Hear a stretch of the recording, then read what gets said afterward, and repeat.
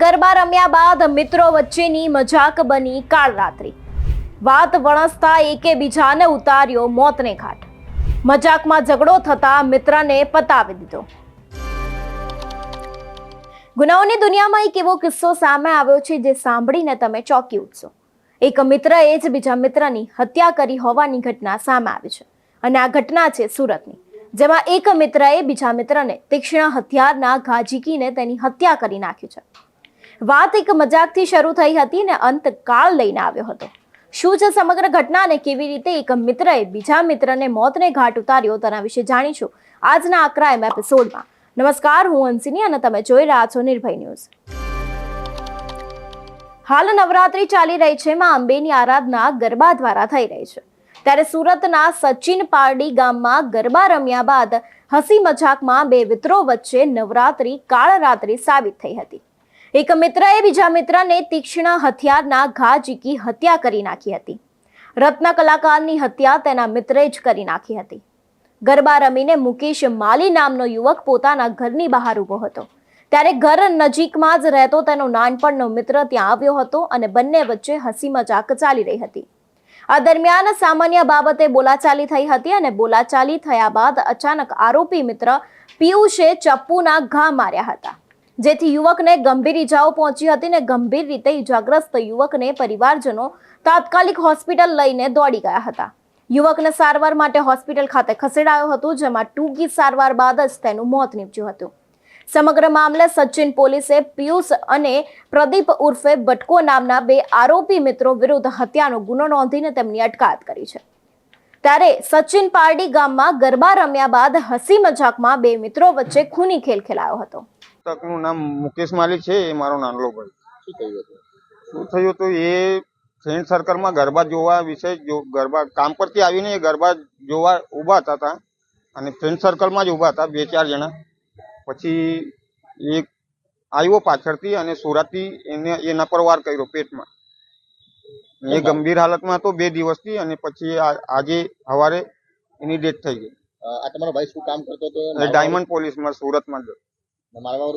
મારવા વાળું નામ પિયુષ નાયકા। શું કામ માર્યું હતું એ આપણને ખબર નહીં, પણ એ દોસ્તાર જ હતા, બંને દોસ્તાર હતા। તો ફ્રેન્ડ્સ ઊભા હતા, વાતચીત કરતા હતા 2-3 જણા, એટલામાં એ પિયુષ નાયકાએ પછાડથી આવ્યો અને પછાડથી વાર કર્યો। એ સાહેબ મને નથી ખબર કેમ વાર કર્યો, બાકી એ આવીને મુકેશ જોડે વાતચીત કરતો હતો, પછી એની ઉપર હુમલો કર્યો। મને લાગ્યું વાતચીત કરતા છે, પછી એ પડ્યો તો મેં કોલ કર્યો 108 ને, પછી અહીંયા લઈને પછી ઘરવાળાને જાણ કરી। એ લોકો દોસ્તાર હતા એટલું ખબર છે સાહેબ। એ હાથે વિશ્વાસ મુકેશ માની હાથે જ બેસે એની પિયુષ સાથે, એની ઉપર। જેમાં એક મિત્રએ બીજા મિત્રને ચપ્પુના ઘા ઝીકીને તેની હત્યા કરી નાખી હતી। સચિન પારડી ગામમાં રત્ન કલાકાર યુવકની હત્યાનો બનાવ સામે આવ્યો છે। રત્ન કલાકારની હત્યા કરનાર બીજો કોઈ નહીં પરંતુ તેનો મિત્ર જ છે। 2 દિવસ પહેલાની આ વાત છે। 2 દિવસ પહેલા ગરબા રમીને મુકેશ માલી નામનો 25 વર્ષીય યુવક પોતાના ઘરની બહાર ઊભો હતો, ત્યારે ઘર નજીકમાં જ રહેતો તેનો નાનપણનો મિત્ર ત્યાં આવ્યો હતો અને આ ઘટના બની હતી। બંને હસી મજાક કરી રહ્યા હતા અને આ દરમિયાન સામાન્ય બાબતને લઈને બંને વચ્ચે બોલાચાલી થઈ હતી।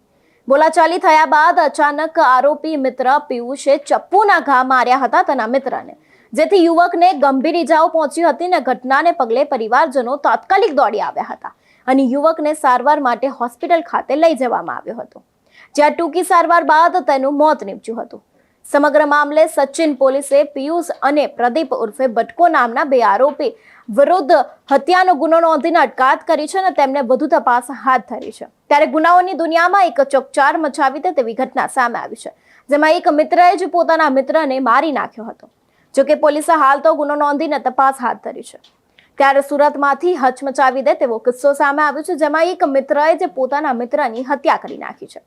નવરાત્રીમાં ગરબા રમ્યા બાદ બંને વચ્ચે હસી મજાક ચાલતી હતી ને અચાનક જ સામાન્ય બોલાચાલી થઈ અને આ બોલાચાલી એક મિત્ર માટે કાળ લઈને આવી હતી, જેમાં 25 વર્ષના યુવકની હત્યા કરવામાં આવી છે, તે પણ તેના મિત્ર દ્વારા।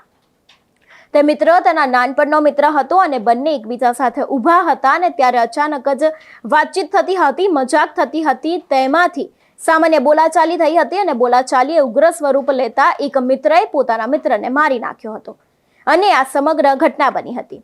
ત્યારે તેના પરિવારજનોએ તરત જ તેને હોસ્પિટલ ખાતે ખસેડ્યું હતું અને ટૂંકી સારવાર બાદ તેનું મોત થયું હતું. ત્યારે આ ક્રાઇમ સ્ટોરીને લઈને આપનું શું કહેવું છે અમને કમેન્ટ કરીને ચોક્કસથી જણાવજો. સાથે જ નિર્ભય ન્યૂઝને લાઇક, શેર અને સબસ્ક્રાઇબ કરવાનું ભૂલશો નહીં. નમસ્કાર.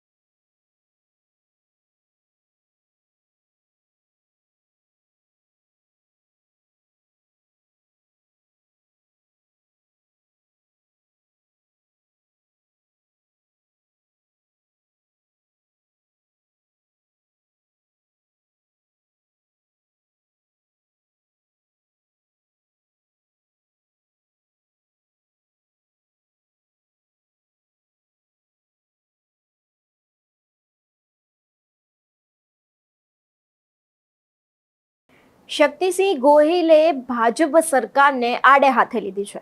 તેમણે ભાજપ સરકાર ઉપર અનેક આકરા પ્રહાર કર્યા છે. રાજકોટમાં તેમની પ્રેસ કોન્ફરન્સ યોજાઈ હતી, જેમાં તેમણે ભાજપ સરકારને આડે હાથે લીધી છે. તેમણે દુષ્કર્મથી લઈને સદસ્યતા અભિયાન સુધીની વાત કરી છે.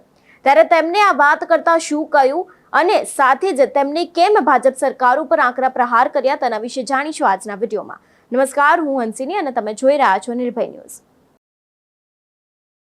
કોંગ્રેસ નેતા શક્તિસિંહ ગોહિલ ફરી એક વખત મેદાને આવ્યા છે અને તેમને રાજકોટ ખાતે પ્રેસ કોન્ફરન્સ યોજાઈ હતી. તેમાં તેમણે ભાજપ સરકાર ઉપર આકરા પ્રહાર કર્યા છે અને સાથે જ હર્ષ સંઘવીના ગૃહ વિભાગ ઉપર પણ અનેક સવાલો ઉઠાવ્યા છે. તેમણે સાથે જ કહ્યું કે સદસ્યતા અભિયાનમાં હવે કોઈને સભ્ય બનવાનો રસ રહ્યો નથી. કારણ કે હવે આ અભિયાનમાં જે રીતે લોકોને નવા પેતરા અપનાવીને જોડવામાં આવે છે તેને લઈને પણ શક્તિસિંહ ગોહિલ આકરા પ્રહાર કર્યા હતા. સાથે જ તેમને દુષ્કર્મની ઘટનાઓ જે વધી રહી છે તેને લઈને હર્ષ સંઘવીના ગૃહ વિભાગને પણ આકરા પ્રહાર કર્યા છે. ત્યારે તેમણે પોતાની પ્રતિક્રિયા આપતા શું કહ્યું તે સાંભળીએ.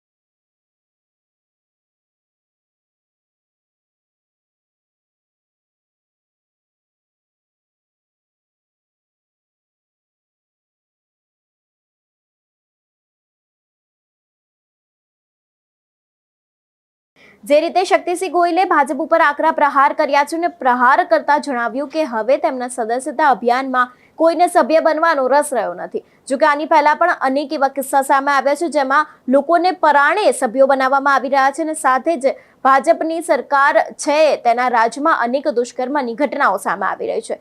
તેવામાં હવે ફરી એક વખત શક્તિસિંહ ગોહિલ મેદાને આવ્યા છે અને તેમના દ્વારા કહેવામાં આવ્યું છે કે ગૃહ વિભાગ શું કરી રહ્યો છે, કોઈ કાર્યવાહી કરવામાં કેમ નથી આવતી અને આ આપણું ગુજરાત છે તેવા અનેક સવાલો તેમણે ઉઠાવ્યા હતા.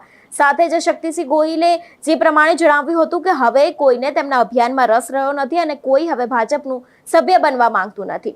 ત્યારે આને લઈને તેમણે પોતાની પ્રતિક્રિયા આપી હતી અને તેમને ભાજપ ઉપર આકરા પ્રહાર કર્યા હતા અને સાથે જ હર્ષ સંઘવીને પણ આડે હાથે લીધા હતા અને ભાજપ સરકારને પણ તેમને આડે હાથે લીધા હતા અને તેમને તેના ઉપર આકરા પ્રહાર કર્યા હતા. ત્યારે આ વિષય પર આપનું શું કહેવું છે અમને કમેન્ટ કરીને ચોક્કસથી જણાવજો. સાથે જ નિર્ભય ન્યૂઝને લાઇક, શેર અને સબસ્ક્રાઇબ કરવાનું ભૂલશો નહીં. નમસ્કાર.